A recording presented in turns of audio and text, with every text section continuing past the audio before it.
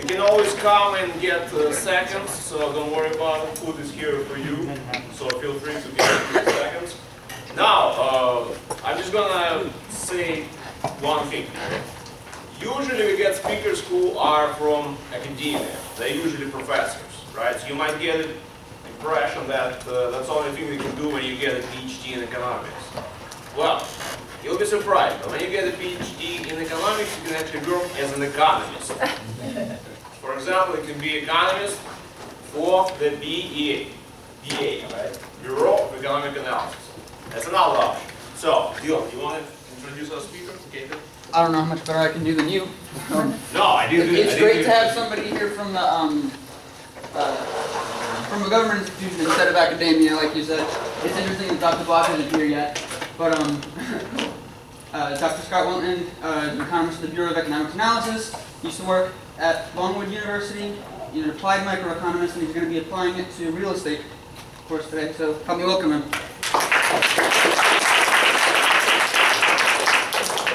Thank you for having me. I've known Dr. Kresnishan for a while. We both went to George Mason together, and we actually played tennis a little bit regularly, and he beat me often.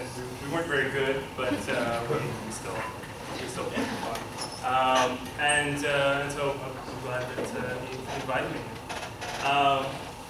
So yes, I currently work for the Bureau of Economic Analysis. I actually just started there as an economist. I've worked at Longwood University as a professor since 2009, and so it's good to be back talking to students. So thank you for having me. So today I want to, well, before I start off with my what I want to talk about today, I do have to give the qualifier. I think every time I speak, or every time a government employee speaks, they have to say this disclaimer that any views expressed here are not those of the author, but not necessarily those of the BEA or the Department of Commerce or the government. So I'm sort of representing myself. And it's interesting that the academics don't have to give this disclaimer. I guess they just, we may be representing the school or not. So, but anyways, I have to sort of give that qualifier. Okay, so before I start to talk about what I wanted to talk about for today, I wanted to give a little bit of background of something I'm going to be talking about later in the lecture. Is several years back, Virginia had voted, the voters of Virginia voted to exempt disabled veterans and elderly households, at least to make it easier for them to not pay property taxes. And so what I wanted to start out with is a sort of an informal poll. I don't know, I think Louisiana has a similar law where if you're a disabled veteran or if you're elderly, you have certain property tax exemptions. That just as a sort of informal poll, and if this were on the ballot for you in either sort of next year or something like that, and you saw that, like, we have some sort of tax break for elderly or disabled veterans, is this something that you would vote for? How many of you guys, just before the show of hands, is something you guys would vote for? You just saw it? Sure. Okay. So I'm going to talk a little bit more about that a little bit later, as it relates to some work I've done in the real estate market. But first, I want to talk a little bit about economics. Sort of, most of you guys are econ majors, right? So, probably not an econ major. It's just sort of, you're here for the free food. So come for the free food, stay for the economics.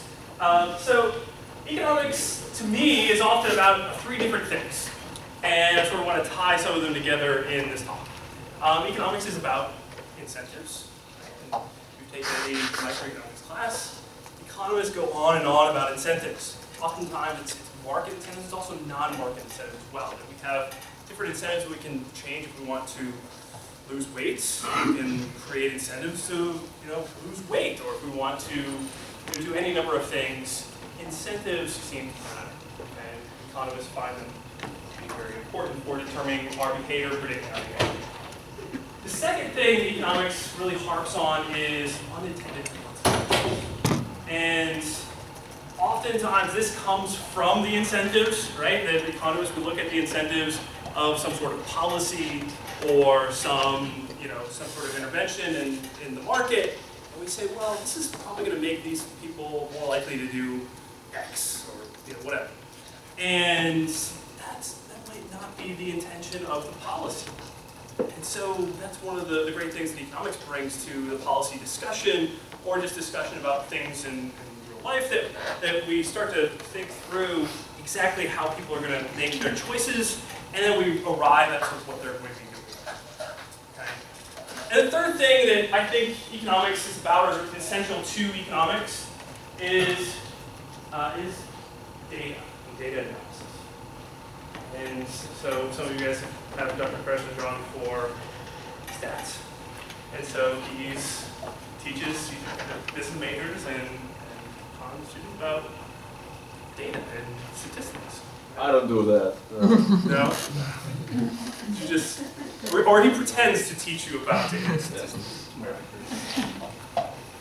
So, in economics, it turns out this is essential, right? Because it's one thing to say, to describe the world around us and say, well, people I think are going to act like this. That this is their incentive, they're likely to do this.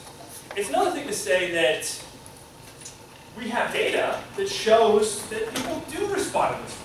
That we have some sort of empirical evidence that people do respond to these incentives, or that we do have unintended consequences, right? And so just in the same way as Einstein wrote his theories in physics describing relativity and so forth, Einstein was actually never world famous, until his theories were actually shown to be empirically true. Right? That his theories of relativity were actually tested, and then once it was validated, a relatively unknown scientist said, well, he has some description of the world around him, and that's sort of what economists are trying to do, trying to understand the world around us. And once we sort of figure out that, well, there's some data that backs this up, then we're really onto something. And that's where I think where economics has come together. So that'll sort of be the theme for my talk today. So in principles of micro or whatever, or any introductory economics course, we're likely introduced to supply and demand. And this is one of my favorite concepts in economics, or favorite tools in economics. It's incredibly useful for understanding how market incentives drive human behavior. And this just happens to show how prices happen to influence behavior and all sorts of other things. Okay? And so this is also, it looks fairly like a simple construction. In fact, I just made this supply and demand graph in PowerPoint, putting together, I have one line here, one line there, and a couple other lines, and labeled them. And in about 2 minutes, have a simple supply and demand diagram. But simplicity of supply and demand actually has the great benefit of showing some incredibly complicated and powerful insights that I think that is sort of one of the reasons why economists will teach supply and demand. We'll teach you this sort of a useful tool. Okay? And so for example, just to illustrate some of the insights from supply and demand, just really quickly, that we all learned that why does the supply curve slope up? Well, there's this relationship that we call the law of supply and all of that, but what it's really about is incentives.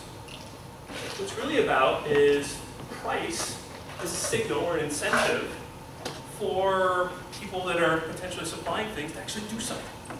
And so, as the price is higher, it tends to make that thing more profitable.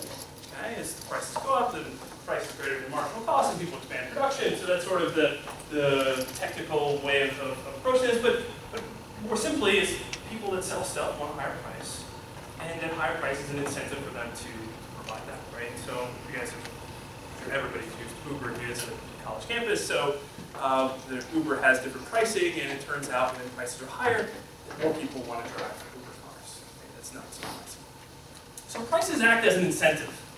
And it often gets overlooked, and sometimes we have to memorize, well, okay, this curve is upward sloping, it's the equilibrium, we get some of the sort of the technical details right. But I think that knowing Dr. Kressenschon and his colleagues, I'm sure that your economics professors emphasize some of these other important aspects of supply and demand. Right? And the same thing is with the demand curve, right? So demand curve slopes down, we have a lot of demand, but more importantly, we have prices acting as some sort of signal or giving an incentive for buyers to either cut back or for incentives for buyers to, in the case of when prices go down, to consume more. Okay. And so we find some sort of equilibrium in the middle. We have all of that. You guys know all of that. Okay. But what economists love to do is we love to look at supply and demand, simple model of the market, and we're saying, well, what if something happens? What if we have some sort of policy change? What if we use this supply and demand concept for maybe making some sort of descriptive behavior about what people actually do in the real world? And so there's all kinds of examples of this, right? So you may have learned in your microeconomics class about price controls, right? And so throughout human history, actually, but certainly U.S. economic history, that sometimes there's this problem, at least this perceived problem, that stuff is too expensive. And people, whatever that stuff is, whether it's housing, whether it's gas, whether it's all sorts of products, people say, you know, they demand of their politicians, you know, stuff is too expensive, I can't afford it, so we should pass a law, or they should pass a law, these folks in Washington, where I live, say they should pass a law and do something about this, right? And so the solution is that they passed a law, and they said, well, you know, gasoline, we're going to put a cap on how much you can pay for gasoline, or how much you can charge for gasoline. Actually, they did that in the 1970s, and even today we have things like rent control in certain cities where they say you can't charge more than a certain price for a given house. Okay? And to a lot of people, this is inherently attractive, right? Because it's a simple problem, stuff is too expensive, simple solution, but to economists, as you guys may have already know the end of the story, right? You've already got, if you're taking micro this semester, you've probably gotten this far. It's November, but or if you've had it before, you sort of know the end of the story. Okay? That what the price controls do is it does two things, and that's what supply and demand is all about. It gives some sort of signal or incentive to suppliers that if the price is lower than it otherwise would have been, suppliers decide to not supply as much. Just like the Uber driver doesn't have as strong of incentive to drive when the prices of an Uber ride is low, right? And so we have a lower quantity supplied at that sort of controlled price. You guys probably seen this before. Sure. And then we have, at that lower price, we have a different incentive for buyers. Buyers say, well, if stuff is cheaper, demand more. There'll be more people out trying to shop for housing, fewer people living with their parents, fewer people doubling up on, or even having multiple people having roommates and all that sort of thing. And we have lots of people out in the market looking for this nice, cheap rental housing. Okay? And so we know this story. We know the story of a shortage, right? And what we, as economists, say, that our sort of conclusion is that, well, if we look at the incentives, we have a predictable outcome, and that predictable outcome is unintended consequences of shortages in the rental housing market, the unintended consequences of a shortage of gasoline when we have gasoline, and all that. So this is all probably familiar to you. Okay? But what I want to talk about today, my longer introduction to all this stuff, is that have anecdotes of shortages and some experiential evidence, a lot of evidence, that shortages happen. So the older professor, I was not alive in the 70s, but some of the older professors have experienced firsthand what a shortage of gasoline feels like when we put caps on how much we can charge for gasoline. A lot of people have experienced rent control, all sorts of price control, right? So, but is this enough, right? In certain cases it is just overwhelming evidence, right? So the Soviet Union had various price controls, and it's just overwhelming evidence that there's shortages that persist. I don't think this is a comparable idea. But there are a lot of other policies where we look at the incentives, and it's a little bit harder to disentangle. Right? We might have experiences where, well, we have some anecdotes on this side, we have some anecdotes on that side, and who's right? Right? And so that's where the data analysis comes in. So the data analysis comes in where economists try to figure out, well, what actually did happen? What happened in a certain market? And we'd like to determine some causality so that we can show, well, these theories that we talk about, these incentives, actually make a lot of sense. So I want to return to that problem that I talked to at the beginning. And this problem is, you can frame problems however you would like. And one of the problems is that it's in at least Virginia, voters thought this is a problem, that elderly people are often on fixed incomes. Disabled veterans are often on fixed incomes. There's Social Security, retirement, things like that. And they often live in the same house they lived for all their life or for a long period of time. And the property tax bills come through, especially in areas where house prices have gone up a lot. They end up owing a lot of property taxes, and a lot of them are having a hard time affording it. And so, what voters in Virginia decided to do is they overwhelmingly supported a law that directly exempted them from property taxes. And now many elderly in Virginia either have substantially reduced property tax liabilities or no liability at all. Okay? So this seems like a simple problem, simple solution sort of framework. But then, as an economist, right, we just apply the same sort of tools that are incredibly powerful, very simple set of tools, and then we look at some of the data, and we get a richer picture of what actually might be going on.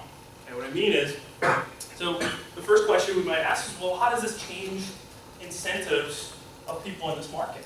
And I'm sort of a real estate researcher. I do a lot of my research in real estate. But really, I'm just an applied microeconomist, and that happens to be a market where I can apply a lot of interesting supply and demand and basic concepts and some complicated data analysis. So I look at incentives. I think about incentives to buyers. If something's cheaper, if now you don't have to pay property taxes on a house, how might this change the incentives of, let's say, a senior citizen who's maybe renting a house right now?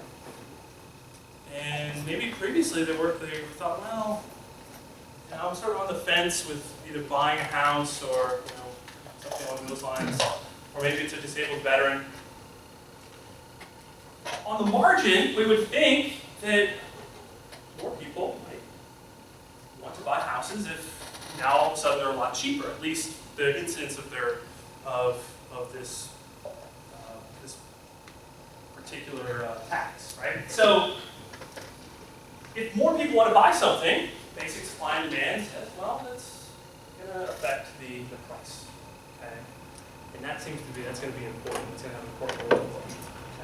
Okay, so there might be some unintended consequences of this seemingly simple law, which I'm going to actually talk about today, right? So sometimes when we hear about some sort of policy, we hear about something that might have some unintended consequences. People say, well, they should do some study, or people should study this. Well, that's actually what myself and a couple of my co-authors have done in a paper that we are presenting in we presented at Times and it's submitted to a journal, so it's sort of working paper, but I want to talk a little bit about this paper in my talk today. Okay. So that's sort of the topic, is we're studying property tax relief. Okay. And in particular, in 2010, in Virginia, there was a couple questions on the ballot. So these were directly voted on by the Virginia voters, which were involved disabled veterans and elderly and exempting them from property taxes. Okay. And so using just some basic supply and demand is, well, as I said, that this reduces the cost of homeownership. And so this is almost like subsidizing homeownership. And so when that happens, this is going to create demand for homeownership, at least relative to a substitute of renting. Okay? And this is going to affect the market. Okay? So, returning to supply and demand, okay, our old friend here. If you tax something, typically the demand for it will go down. If you subsidize something or reduce a tax, demand should go up. So we should see some sort of demand shift like this. Right? But the question, at least one of the questions that we're interested in is, well, what's the effect on the price? Now, for those of you who did quite well in micro, might sort of see that, well, it depends on what the supply curve looks like. So if the supply curve is relatively fixed, remember, so the supply curve is relatively fixed, the demand shift will increase prices. Okay? Because as you can see, the equilibrium price will be much higher. Okay? Economists, or a technical term is that this tax is going to be fully capitalized into this asset. Okay? Essentially, the house price will jump up by as much as the value of that tax. If supply is very flexible and is very elastic, then we might have no effect on prices. And prices, demand could go up and people build more houses. Okay, or we can have some combination of variables that we're hoping supply curve, we could have some combination too. Okay, so my question for this paper was on this sort of capitalization, how prices went up in response to this policy. It seems pretty sort of straightforward, right? So I'll do just maybe 15, 20 minutes or so. So I'll talk a little bit about what we did in the paper, and then I'll talk a little bit more about why this matters in terms of the broader context with economics, and talk about some of my conclusions. Okay, so I'm a data guy, so I'll talk to you a little bit about the data that we use. Economists, as Dr. Krasnoson said, that we don't just teach economics, but we also do research and work with data. Or some people don't. Some people are theory people, don't work with data, but this data set that I have, actually, I have a co-author of mine who joined the multiple listing service, the MLS, that real estate agents use to market houses. Right? So if you sell your house, you get a real estate agent. They put your house in the market on what's called this multiple listing service. Okay? And this contains something like 95% or some high percentage of all the houses that are on the market at any given time are on this MLS. And so we have data from Virginia in the greater Richmond area, about 100,000 transactions, 100,000 properties. We have a lot of rich data, and one of the reasons why I like the real estate market is there's all sorts of data available in the real estate market. So for you as econ majors, okay, when you guys are out looking for houses, data is your friend. Right? You should be able to find, and you can go to websites like Zillow and all these other places, and you can find data on all sorts of comparable properties, sort of, and use data to help you get the best price for. In fact, that's what I try. So, but in this particular data set. We have all kinds of characteristics of the house. And so what we can do is, with this data, is we can try to compare apples with apples to as much of an extent as we can. Right? So by controlling for all these aspects that would determine the house's price. Okay, so I have some summary statistics here. I won't point out all that much here, so I don't really have much time for this, but it's a fairly typical middle-class kind of city. Average house price is like a couple $100,000. It's sort of a lot of it is suburbs, but some of it, quite a bit of it's obviously. It sounds a fairly standard real estate. Okay. So what we look at in this paper is we take this data and we look at this election. This election that happened in 2010.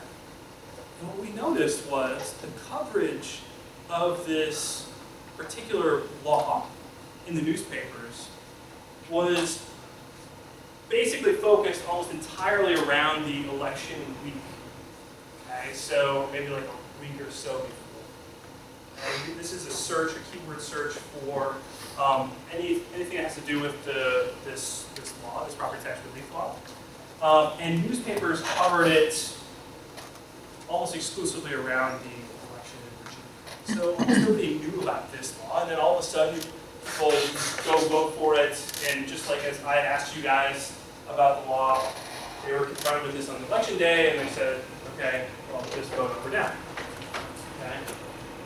And so the analysis technique that we're going to do, I'm not going to go into too much into sort of the weeds here, but basically what we're going to do, and this is sort of my graph to explain what we're doing, is we're going to look at the data sort of pre and post the election. We're going to look at sort of the trends. We're going to have, let's say these dots are real estate prices, okay, by each week. So let's say this is an average real estate price in our area for a given home for the given week. Okay? So we have some trends in real estate prices prior to the election. And then we have some change, okay, some sort of potential jump in the trends, and some sort of post-trend. And basically what we're trying to estimate with our regression analysis is what is this jump here, this beta 3, okay? What is this sort of jump after the election? Or is there a jump at all? And that's essentially what we're doing. I'm not going to get too much into the econometrics, but that's basically what we're doing. I have some graphs to sort of show. That's sort of the basic idea. Right? Now, there could be a lot of things going on in any period of time, right? November has lots of stuff going on. Okay, so what we want to do when we're looking at any sort of data analysis is we want to try to sort out causality. Okay, economists call this identification strategy or something. And ideally, what we'd like to see is if there's some sort of causal relationship between this law passing and prices going up, as we seem to indicate. We should also see sort of the more finer details of this causality. We should see some of the following, that if it's only the elderly and disabled veterans that this law affects, then those are sort of the, sometimes economists or anybody with data analysis sort of folks, so these are the people that were treated with this policy. Okay? Just like as you would be treated with if you were conducting a drug trial and one group was given a sort of placebo or something that shouldn't really affect them, the other group was given some sort of drug to help out with them. Something like that. Okay? Well, the people who were, quote, treated, right, we should find that the effect actually happened to them. We don't have in our data who the individuals were who actually purchased the houses. We do have some pretty fine-grained data about the areas from the census about who these people are that live in those areas. Actually down to like a city block, right? So the census actually gives information about what sort of percentage of people in like a city block, or elderly, or veterans, or things like that. And we actually use that data to say, well, we should see the highest price appreciation, or the prices going up in areas which have the most elderly and veterans. We should also see price appreciation for the kinds of homes that seniors would also prefer, right? So, and actually I'll talk a little bit about this sort of this a little bit later, this idea of senior preferred. And likewise, we should also see if people who weren't affected from this, so if we have an area, let's say there's probably pockets of areas where you guys live where you guys don't see many elderly people, and you would expect to have more or less no effect around those areas, right? If at least we have this sort of causal relationship. As I said, lots of things could be going on, right? And so one of the other things we do is we look at other years to test other alternative hypotheses, right? So I'm sure Dr. Kresnajon teaches, and if he doesn't, we need to have a talk after this. But the correlation does not equal causation, right? Correlation does not equal causation. And so that's the cornerstone of any stats class. You at least walk away from any stats class. You walk away from a stats class knowing that correlation does not equal causation. I think you've been served very well. Because a surprising number of people don't really internalize that. And so maybe this correlation between housing prices in November is happening because of some other thing, right, that is boosting housing prices around that time. Maybe there's some sort of election effect, some sort of November effect, where this is like a seasonal thing that happens over and over. That maybe there's some sort of optimism or something associated with elections that causes the housing market to go up. Okay? So that sort of third thing is the thing that's causing this correlation that we're seeing, and it's not something else. Okay? And so that's what we're trying to tease out by actually looking at this, to ask the question, well, if we get some sort of, we see some sort of effect, we see some sort of house prices going up during this period of time, we also see this in other Novembers. Okay? So we'll look at some other elections. We also look at some other elections that have some specific things going on. In 2010, the thing that was going on was, or one of the main things that was going on is it was a non-presidential election year, but it was a big congressional election. And yes? Can I ask a question? Yes. Okay. Why do you expect the elections to have impact on real estate prices? That's a good question. So, a lot of things with, at least politically, can be associated with the real estate market. So interest rates are obviously really important to the real estate market. Some of the deductions, even though it's not usually on the table, but sometimes there's discussion of reducing or eliminating the mortgage deduction tax credit. There's also the economy in general has an important effect on the real estate market. So if you think that one party is better than the other party on the economy, then if the economy doesn't do quite as well, then the real estate market is not. So there's all sorts of ways in which elections could affect the real estate market. All right, so in 2010, the House switched from Democrat to Republican. And so what if that's driving them? What if that's sort of the third thing that's driving this correlation? Well, we happen to have another election where it went the other way, and so we'll see, well, do we get the opposite effect? So I'll go through some of the results really quickly to sort of summarize what we ended up finding. Okay? And so these are some of our regression results. I'll sort of breeze through these quickly so I can show you the actual pictures of what I wanted to really illustrate. In general, when we look at the full market, we see just after the election that real estate prices change. When we look at sort of subsections of the market, those parts of the market where we expect the most increase or the most sort of treated individuals, I think the high elderly had a fairly, or even a much larger in those particular areas. The home prices and, yeah. What is high elderly and high veteran mean?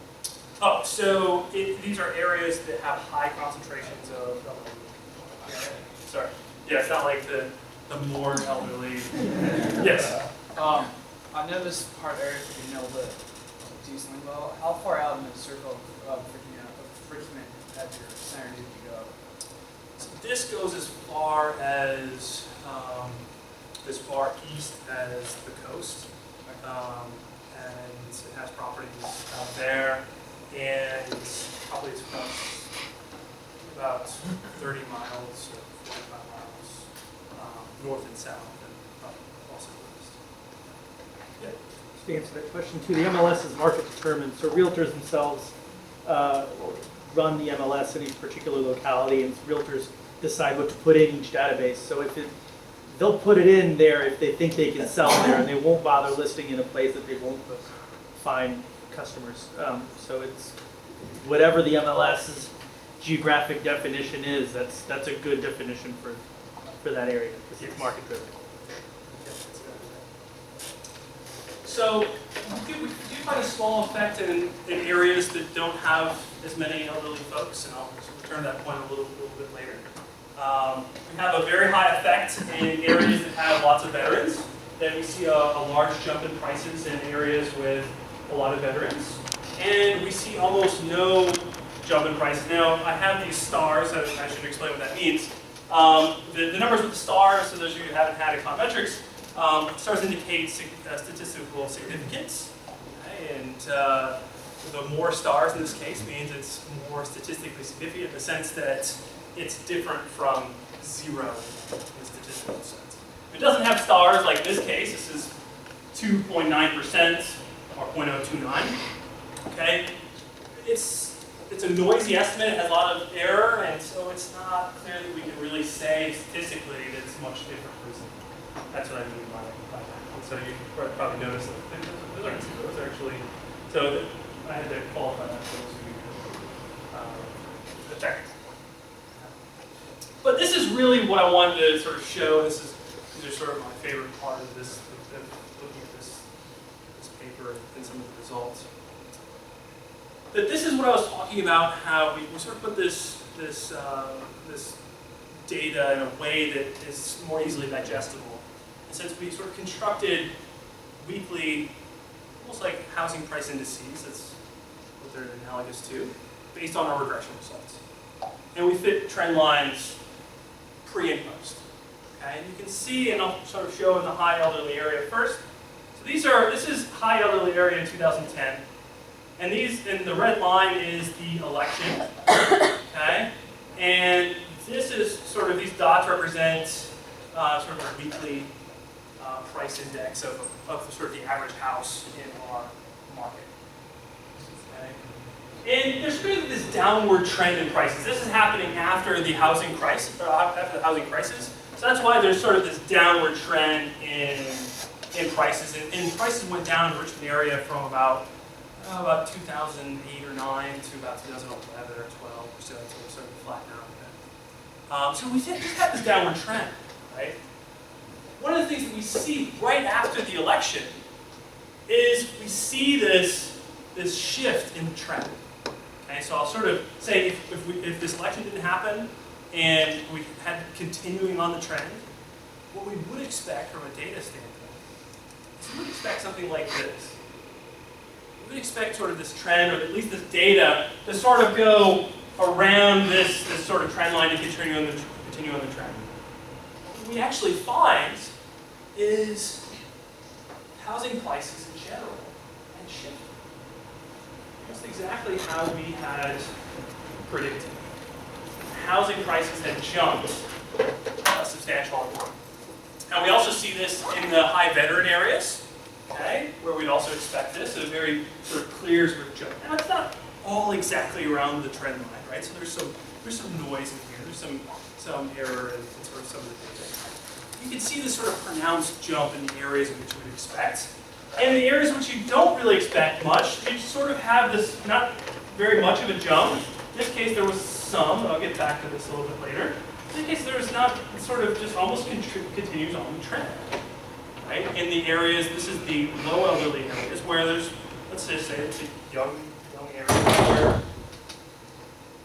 not a lot of people are, not a lot of elderly folks are interested in buying these things. Okay? So that seems initially to suggest we might be onto something.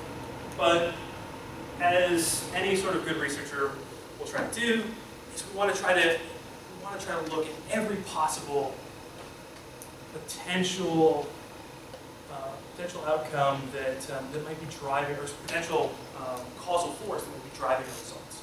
Okay, so I wanted to return to those other elections, and so these are some of the results. I'll show you the picture. The top here is the high elderly in 2010 areas. This is the graph I just showed you. Okay, I want you to see what the 2006, 2007, 2008, 2009, 2011, 2012 markets look like around November. And so to compare and contrast that, you can see there's basically no jump whatsoever. I mean, look at 2006. It's just basically just flat. In this case, there's almost like no jump, and at least not significant. Again, the trend line basically fits before and after. And that's sort of what we would expect since there was no law related to real estate for voters. Okay? And so at least it's not some sort of November or election effect. There certainly wasn't anything going on in 2006. Prices didn't drop as a result of the Democrats taking the House of Representatives or anything like that. There's basically nothing going on. The same is true for the veterans, right? So we look at the areas which had high veterans, right? We see this shift in prices, and in the other elections, no.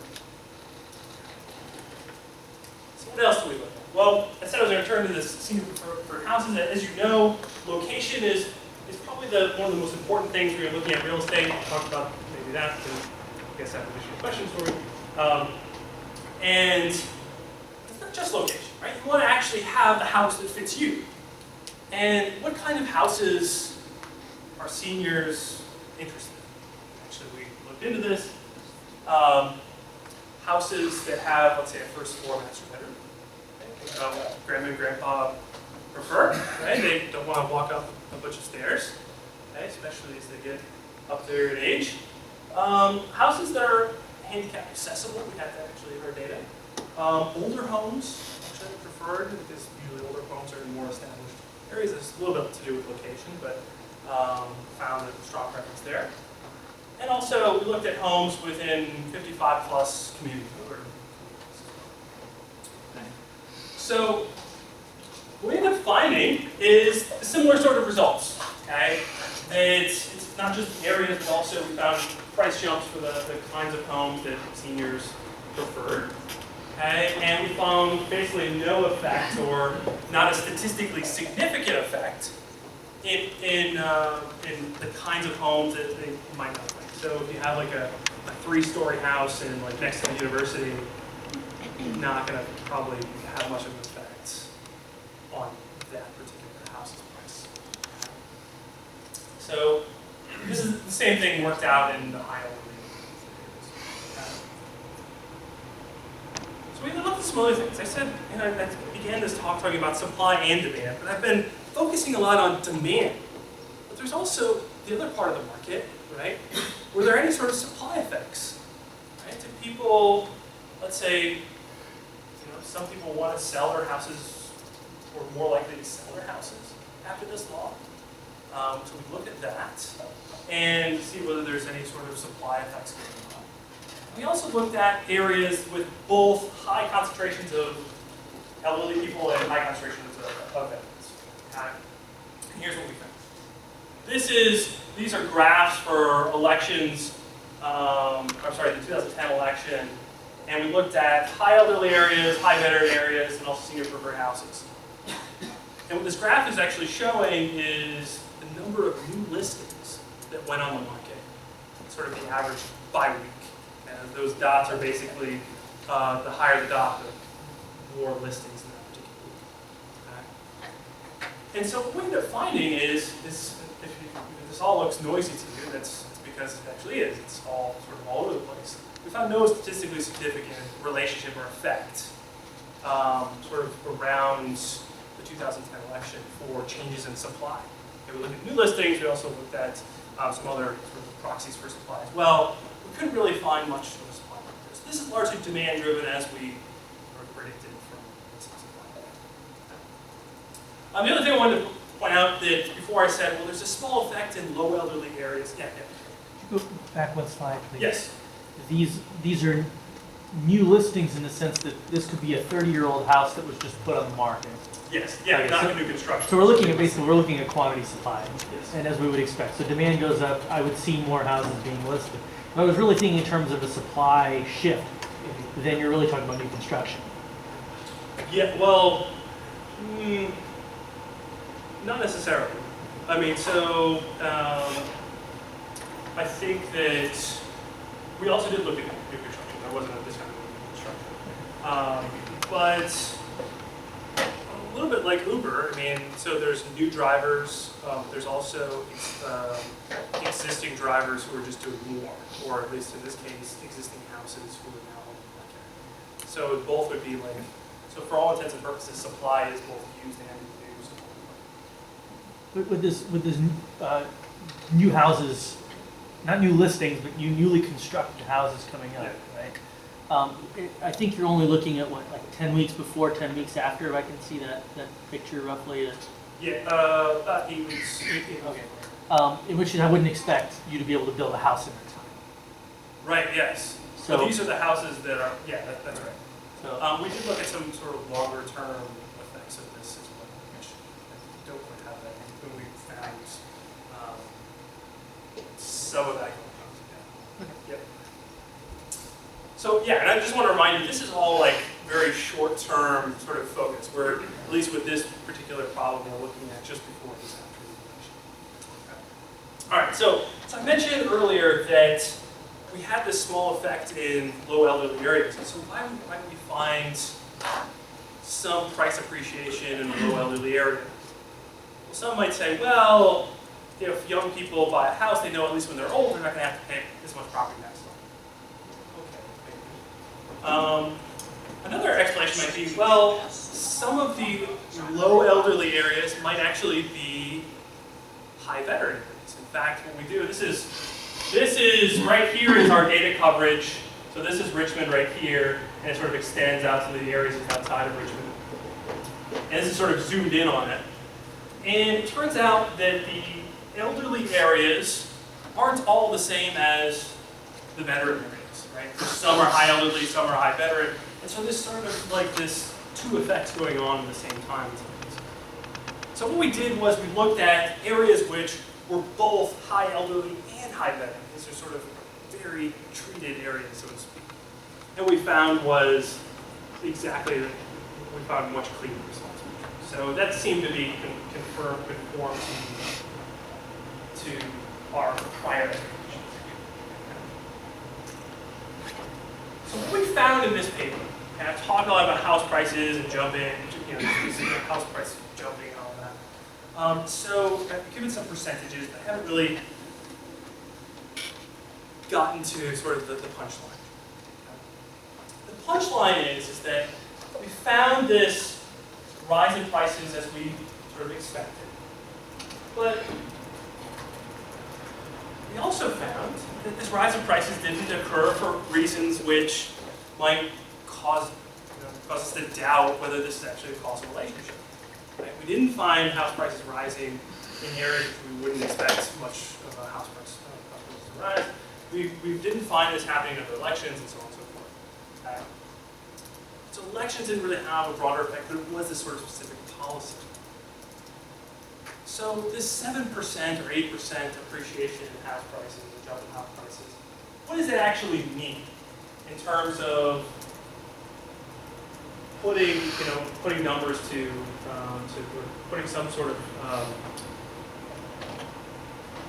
relevance on sort of whether this actually should make sense. Okay, and so we did some simple calculations.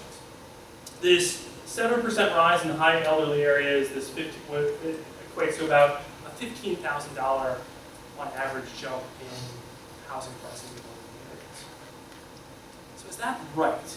Well, we did a calculation, and the average elderly homeowner would be exempt from about $1,800 in property taxes a year, okay, which is a sizable amount, okay, if they didn't have to pay it. Okay. Now the net present value of that, just doing a simple present value calculation, you guys taking some finance classes, you guys have seen this, okay, then that, getting this each year for the rest of your life is worth about $22,000 to you, okay, and sort of right now. You would be indifferent between that for the rest of your life and somebody just handing you $22,000. And so it turns out that our price appreciation almost equals, there's around that. Okay? And so what does this mean about this policy? Okay, prices jumped. Is that a sort of bad thing? Well, what we can conclude from this is that the real beneficiaries of this policy, and this is sort of the punchline, the real beneficiaries of this policy were actually homeowners at the time the law passed. On election week, when the law passes, the winners of this policy happen to just be homeowners, whether or not they were elderly or disabled. They saw their house prices jump. And let's say if I'm a disabled veteran who buys a house in 2015, 2011 or something, right? Anytime after. What I have to do is I have to pay my property tax benefit to the homeowner in the form of the higher price. Even though I get it each year, right? Even though I get this property tax exemption each year, the fact that I have to pay a higher price for it means that I'm just giving that to the homeowner. And so this law basically is the unintended consequence is that this relief or this aid or this property tax relief is going towards people that might not have initially expected or actually knew was going to happen. And in fact, after the law was passed, it doesn't really help elderly or disabled veterans if they have to pay a higher price for their house. If that's the law. Right? You know, this is sort of the shortcut effect. Right? And so, sort of coming full circle here, you know, I asked you guys at the beginning, would you support this law? So you guys say, this seems like it makes a lot of sense. But then if I asked you, would you support this law if all of this, what this law did was it made housing more expensive and then basically elderly veterans after that just had to pay extra for their house so that the homeowners basically received that extra benefit, whether the homeowner was elderly or not. It might cause you to think a little bit differently about the policy. In fact, maybe you don't vote for it. Maybe you figure out, well, if you care about elderly or disabled veterans, maybe you try to help them in some other way, okay? Or maybe not. Maybe, maybe economics cannot tell us alone whether we should prefer this policy or not, okay? But it can tell us a lot about this particular policy and all sorts of other policies, right? It can help us, once we see the supply and demand, this relationship, once we see what happens, what plays out in the data, okay, we can start to understand maybe some of the unintended consequences of a particular policy and the effects. Economics can help us understand the incentives, unintended consequences, and also help us understand real phenomena that are happening around in the world and in markets. Okay? And that's largely what I study, and I think that's essential, right? Maybe you support this law, maybe you don't. Maybe there's other reasons why you think that they should have property tax exemptions, right? Maybe you think, well, there's a moral reason or there's some other reasons, but this, at least since we know, so we know a little bit more about this, now we can weigh some of the economic benefits, and we can weigh those against some of sort of the, our what benefits we might assess for moral reasons or for some other reasons. And this can at least be a richer part of the discussion. What I love about economics is it really pushes us to think beyond just simply the narrow, here's the problem, here's the law that solves that problem, and then we just, that's it. Right? Economics thinks through, well, what are the consequences? What actually happens? And if you go on to get your PhD, you might work with data, maybe work with theory, but you can look at exactly these kinds of things. That's what I largely do when I look at the real estate market and other markets, is I apply these basic concepts to the data and see what's going on. How can we find out more about the world around us? Right? And hopefully that's why you guys are economics, finding out more about that.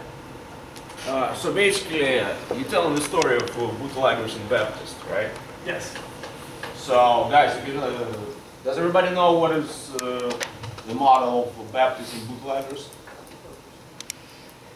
So basically, here you have two interest groups, right? You're using moral grounds to justify this vote by giving affordable property to veterans and elderly. Yes. I'm surprised that One of the stories, and I didn't bring up the story because I couldn't find evidence of it, but one of the stories of Bootleggers and Baptists, the Bootleggers and Baptist story is that who wants prohibition, right? Baptists, religious folks want prohibition for moral reasons. Who also wants prohibition? The bootleggers, because they make a lot of money selling illegal alcohol or illegal drugs or whatever, right? Well, in this case, and I don't have evidence of this, but this could be going on. I don't know. Could be the case that some people who want to help the elderly and veterans for moral reasons. And also, maybe homeowners who thought this through say, hey, this could be good for my housing values. There's a lot of homeowners as voters. And so they could get together and vote on this, and that works out, at least for those groups. Now, I don't know if homeowners sort of looked at the policy like this. My guess is that homeowners might have just saw, had some sympathy for people that, in general, society has sympathy for, right? Who doesn't love disabled veterans who had maybe a service-connected injury, right? And we want to do more for our veterans. Who doesn't love grandma and grandpa? So that's politically also very popular. Yeah. Now, before I take some questions, I want to do one sort of plug. Dr. Chris and John talked a little bit about how econ majors can go into academia, they can go into the private sector, and also there's lots of opportunities in government as well. The BEA is a statistical agency, and we work on data analysis and research. Okay? They have fantastic internships in Washington. And so I wanted to make sure I plug this as well, just so that you are aware of other options outside of maybe some of the things that you were considering. Maybe you look at potentially getting some experience in industry, or in an area of economics that looks at data analysis and these sorts of things. I wanted to plug that just to let you know about these options are out there. Okay, and the internships are very good at BEA, so we have some. Just Google BEA internships.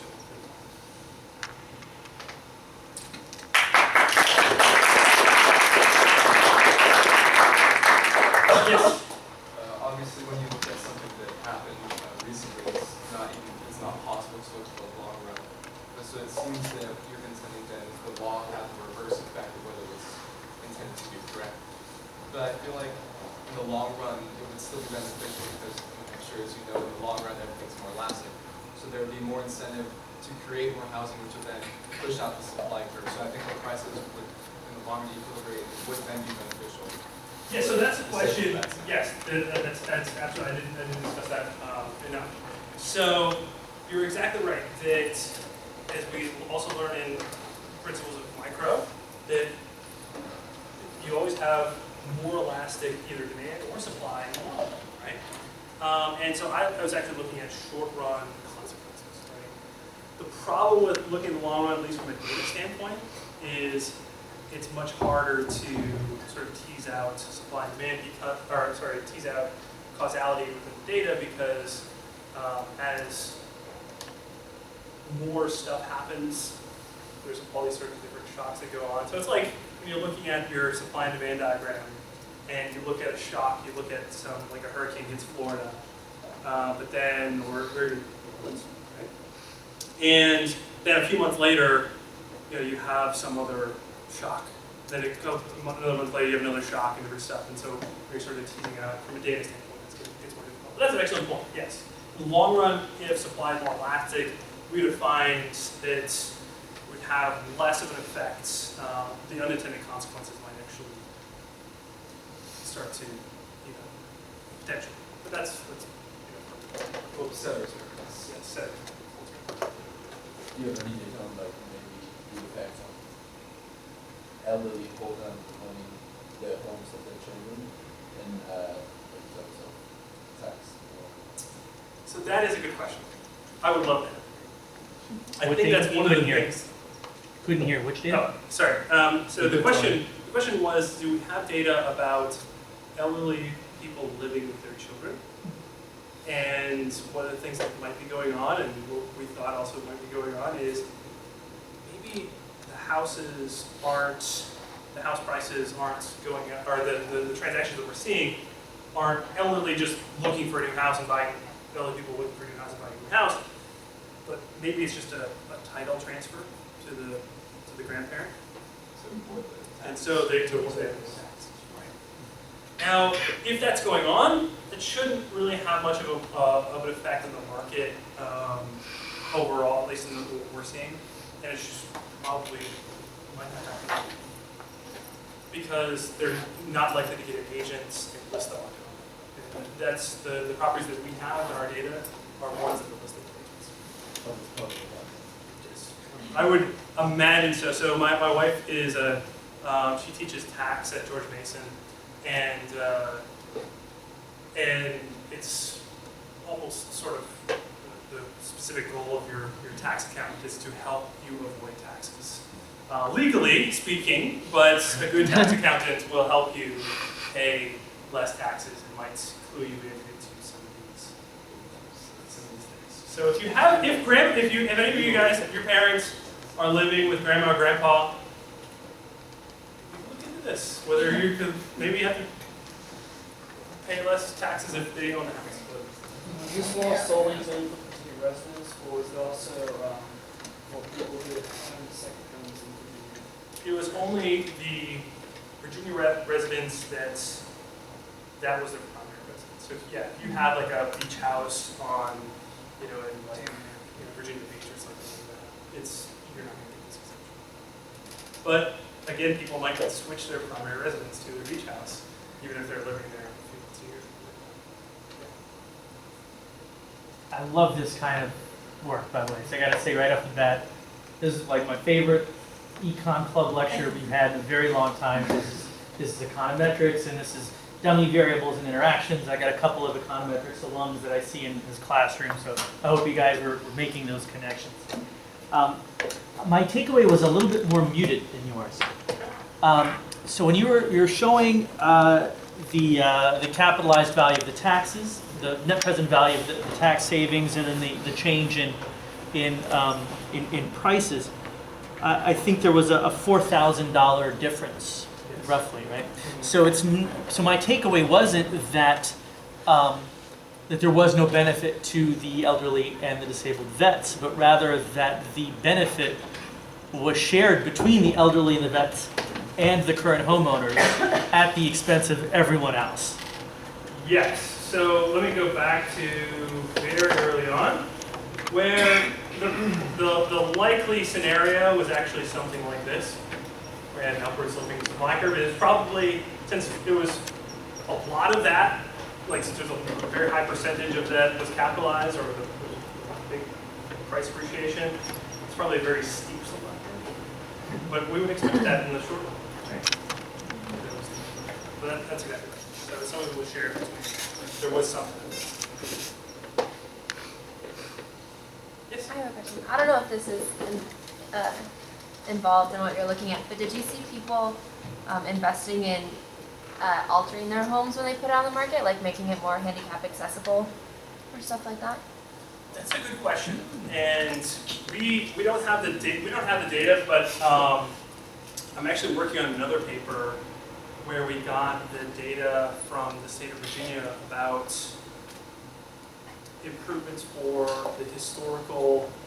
There's a historical tax credit in Virginia, and if you're going to get the historical tax credit, you have to fill out these forms and say what improvements you're making to the house, if it's a historical area, and things like that. And so we have data regarding like improvements and things like that for historical houses, but we don't have it for all the houses. Okay. So that's unfortunate. You could redo this entire thing, but on new construction homes and see your regression discontinuity on single-story homes versus double-story homes. That's a good point. Actually, I'll This from the last. write that down. So, yes, so the kind of new construction homes that are occurring after 2010 In Virginia. would probably be different. And so, some of the broader point is that laws matter. They really change people's incentives. I mean, you're walking around and you're wondering, why are all these new houses just these one-story homes?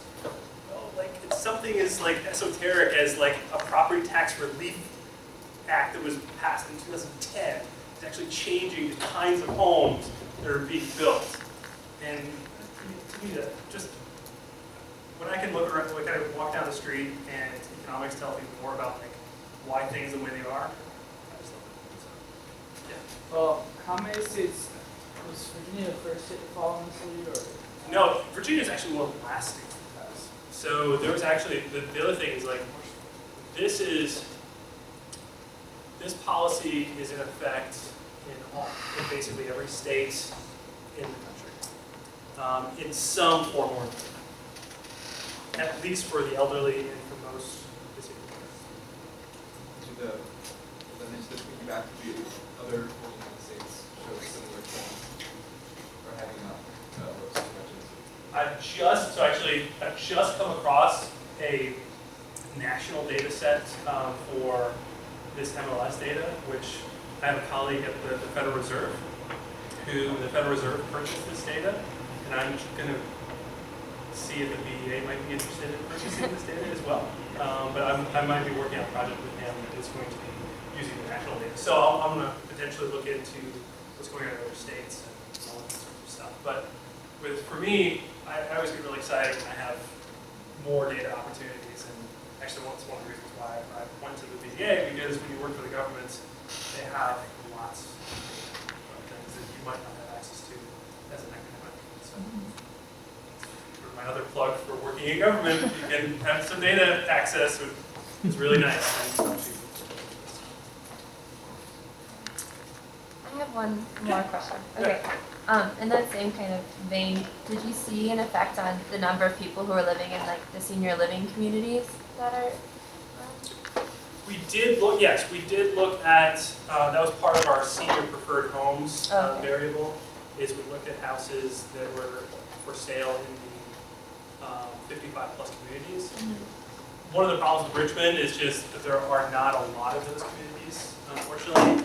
If this were Florida or someplace like that, I would imagine that this would be a really interesting study, because this could change a lot of things in states that are known to have very high elderly populations, and that would be really interesting to look at. So, very good there. Yeah.